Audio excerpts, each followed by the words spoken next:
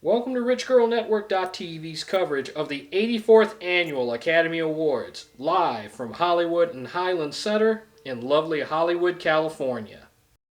I'm Chin Thammasaengsri, your weekend host, coming to you from the red carpet a full 24 hours before movies' greatest night. Joy Paris has been covering many of the weekday events leading up to Sunday's Academy Awards broadcast. It's my pleasure to take you into the last leg of Oscars week with this very special look at the red carpet. Sit back and allow me to show you the red carpet as you've probably never seen it before. This is the red carpet a full 24 hours before all of the pomp and circumstance begins. You and I will take a step-by-step walk, looking at things through my eyes. Today, I'm actually running the camera and hosting. As I said, we're coming to you from Hollywood and Highland Center. It's the former Kodak Theater. Sadly, just about a week and a half ago, a bankruptcy court allowed the Kodak Corporation to remove its name from the complex as part of a bankruptcy reorganization. Very quickly, the people here at Hollywood and Highland renamed the complex Hollywood and Highland. Furthermore, this could also be the last year the Oscar ceremony takes place from this complex. Though the Academy hasn't made a final decision, we could be seeing this event coming from Nokia and LA Live next year. The area downtown has experienced a revitalization over the last few years, and it's drawing many of the prime events down that way. Already, the Grammys take place from that complex, so why not add the Oscars? However, we're not going to worry about next year right now. It's this year that counts. So join me, sit back, and let's get this thing going. This is the view as we exit from the former Kodak Theater.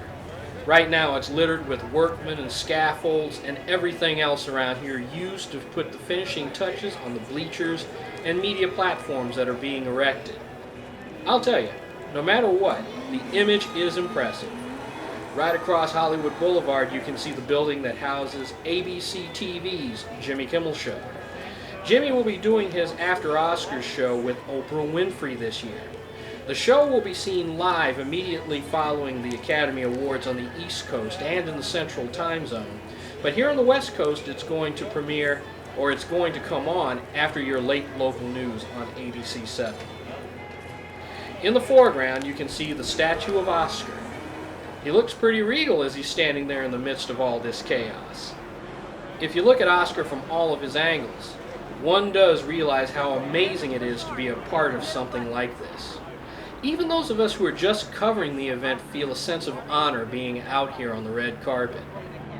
In less than 24 hours, the stars of movies like The Artist, The Help, Hugo, and so many more are going to be passing right by this statue as they make their way into the evening's events.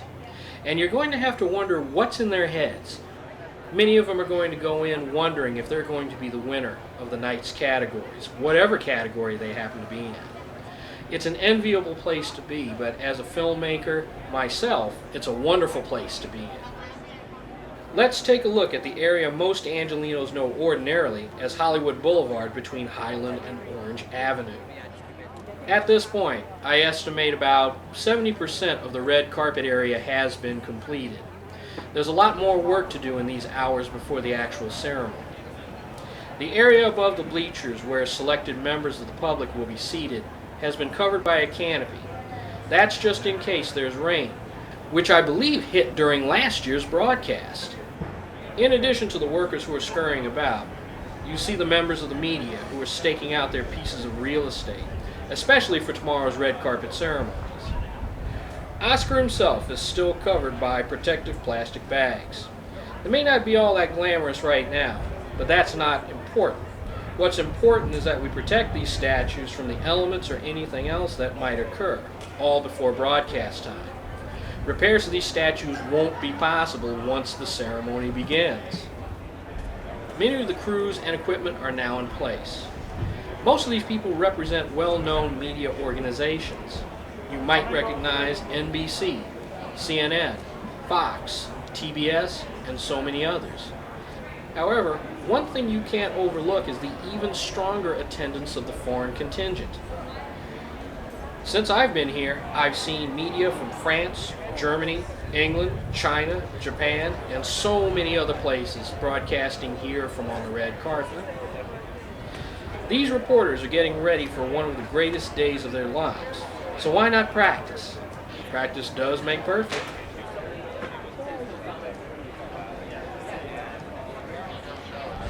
This pair you're looking at are part of the foreign contingent, and they're practicing in full dress. He's in his tuxedo, and she's in her full-length evening gown. More than likely, in addition to their practice sessions, they are doing stand-ups and filing news reports that are being sent back via satellite to their home countries.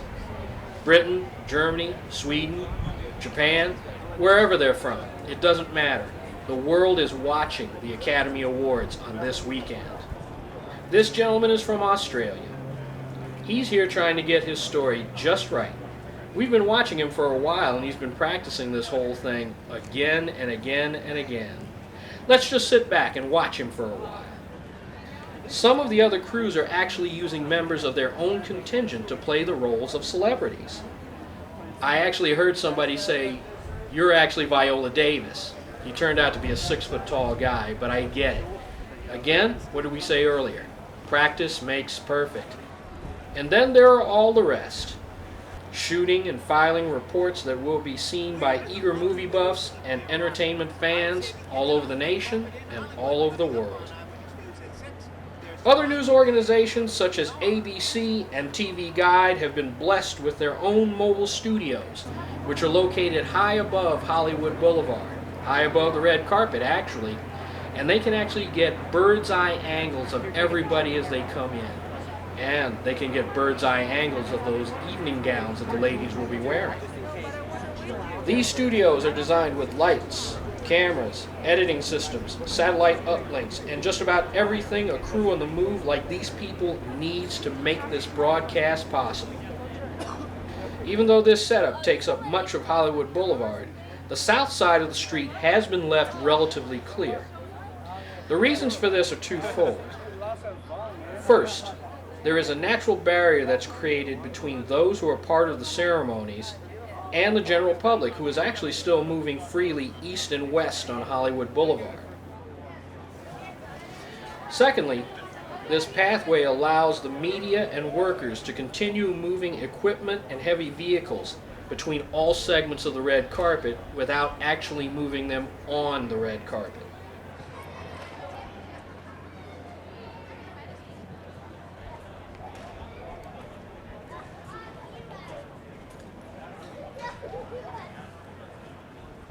Finally, let's take a walk down the storied red carpet itself. Imagine getting out of your limo and walking past the media, fellow actors, writers, directors, and others on your way into the Kodak Theater.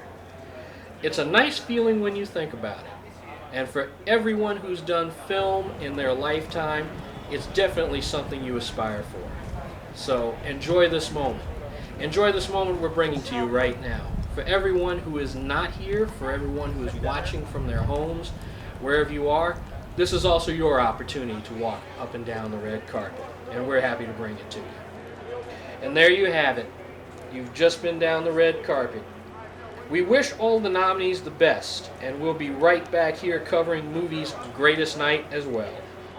Join Richgirl Network.tv's live streaming of the Academy Awards backstage on Sunday, beginning at 2 p.m. Eastern Time, 5 p.m. Pacific Time. I'm Chin Thammasaengsri, and it's been our pleasure to bring you our coverage of Richgirl Network.tv from the red carpet. Enjoy the show, and we'll see you back here next year. Good night, everyone, from Hollywood, California, and Hollywood and Highland Center.